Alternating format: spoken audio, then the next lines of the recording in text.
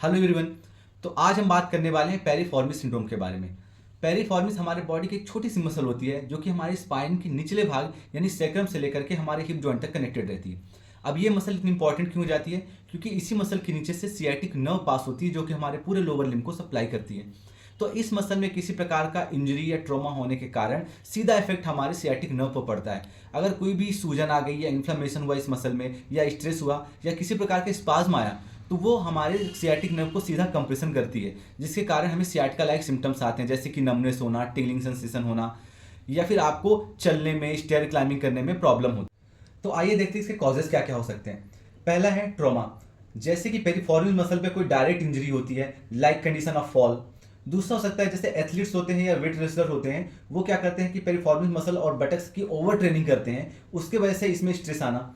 तीसरा रीजन हो सकता है प्रोलॉन्ग सिटिंग, जैसे कि कोई ऐसा काम करता है जिसमें लंबे टाइम तक बैठना, जैसे कि ऑफिस वर्कर्स हो गए, टैक्सी ड्राइवर्स हो गए, तो इसमें भी कंटिन्यूअस पेरिफॉर्मल मसल में स्ट्रेस रहता है जिसके कारण पेरिफॉर्मल सिंड्रोम होने के चांसेस बढ़ जाते हैं। एंड द फोर्थ रीजन जो कि बहुत ज़्यादा कॉमन है, जैसे कि हमारी आदत है कि हम पीछे वाले पॉकेट में वॉलेट रखते हैं। अगर हम पीछे वाले पॉकेट में वॉलेट रख रहे हैं उसके बाद हम सिटिंग करते हैं तो हमारा पोस्चर चेंज हो जाता है, और पोस्चर चेंज होने के साथ साथ वो हमारी स्पाइन के अलाइनमेंट को भी अल्टर कर देता है, जिसके कारण हमारे मस्कुलर इम्बैलेंस होने के चांसेस बढ़ जाते हैं।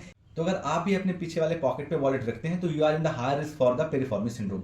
अब आइए देखते हैं इसको मैनेज कैसे करें। हमने पहले बात की थी कि इसमें किसी प्रकार के स्पाज्म में इरिटेशन के कारण आपको पेरिफॉर्मल सिंड्रोम होता है, तो हम उसके लिए स्ट्रेचिंग एक्सरसाइज कर सकते हैं। जैसे कि आपको बेड में या मैट में आप सीधा लेट जाएंगे, उसके बाद अपने एक पाँव को फोल्ड करके दूसरे पाँव के उस घुटने के पास रखेंगे, जैसे कि आप इस इमेज में देख सकते हैं इन द फिगर ऑफ 4, और फिर अपने पाँव को पकड़ के अपनी तरफ पुल करेंगे। आप फील करेंगे कि आपके पेरिफॉर्मल मसल के पास स्ट्रेच हो रहा है।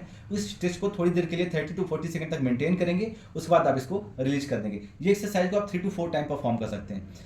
और दूसरी जो इफेक्टिव एक्सरसाइज है वो है फायर हार्डेंड। यह एक पेरिफॉर्मल मसल की स्ट्रेंथनिंग एक्सरसाइज है। इसके लिए आपको करना क्या है कि आप चाइल्ड पोजीशन पे आ जाएंगे और अपने अफेक्टेड लेग को साइड टू साइड हवा में उठाना है।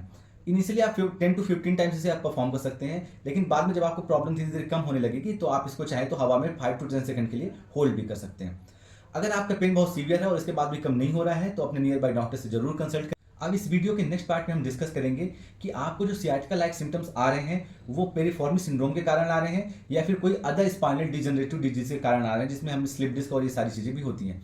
तो और भी ज्यादा इन्फॉर्मेटिव वीडियो के लिए stay tuned with us and follow and subscribe this channel. Thank you.